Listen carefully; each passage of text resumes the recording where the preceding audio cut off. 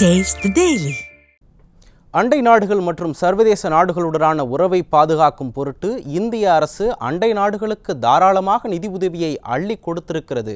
இந்த குஜராத் மாடல் அரசு சொந்த நாட்டு மக்களை தினம் தினம் அல்லாடும் நிலையில் அண்டை நாடுகளுக்கு அள்ளி கொடுப்பது நியாயமா என பொதுமக்கள் கேள்வி எழுப்பியுள்ளனர்.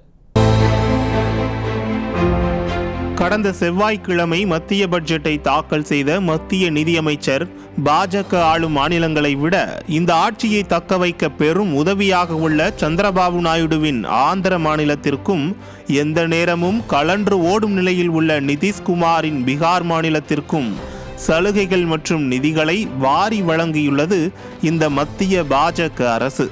இந்தியாவில் படித்த இளைஞர்களுக்கு வேலை வாய்ப்பு இல்லாமல் பல கோடி இளைஞர்கள் அல்லாடி வருகின்றனர். மேலும் நடுத்தர மக்களின் உழைப்பை உறிந்து வரும் நிலையில் இந்த பட்ஜெட் வெளியாகியுள்ளது. இப்படி இந்திய மக்களுக்கு நன்மை தரக்கூடிய ஒரு அறிவிப்பும் இல்லாத இந்த பட்ஜெட்டால் மற்ற மாநிலங்களை புறம் தள்ளிவிட்டு ஆந்திரா மற்றும் பீகார் மாநிலத்திற்கு மட்டும் இந்த குஜராத் மாடல் அரசு மத்திய பட்ஜெட்டை தாக்கல் செய்துள்ளது. இந்த நிலையில் நாட்டு மக்களுக்கு பயன் தர நிதி ஒதுக்க மனம் இல்லாத இந்த மத்திய பாஜக அரசு அண்டை நாடுகளுக்கு பல ஆயிரம் கோடி நிதியை ஒதுக்கியுள்ளது பொதுமக்களிடையே அதிர்ச்சியை ஏற்படுத்தியுள்ளது. அந்த வகையில் இந்தியாவின் அண்டை நாடான பூட்டானுக்கு மத்திய அரசின் பட்ஜெட்டில் 2068 கோடி ரூபாய் நிதி ஒதுக்கியுள்ளது.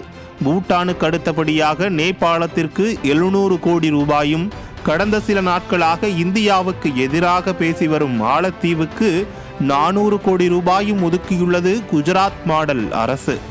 இலங்கைக்கு 245 கோடி ரூபாயும், மியான்மருக்கு 250 கோடி ரூபாயும், ஆப்கானிஸ்தானுக்கு 200 கோடி ரூபாயும், வங்கதேசத்திற்கு 120 கோடி ரூபாயும் ஒதுக்கப்பட்டிருக்கிறது.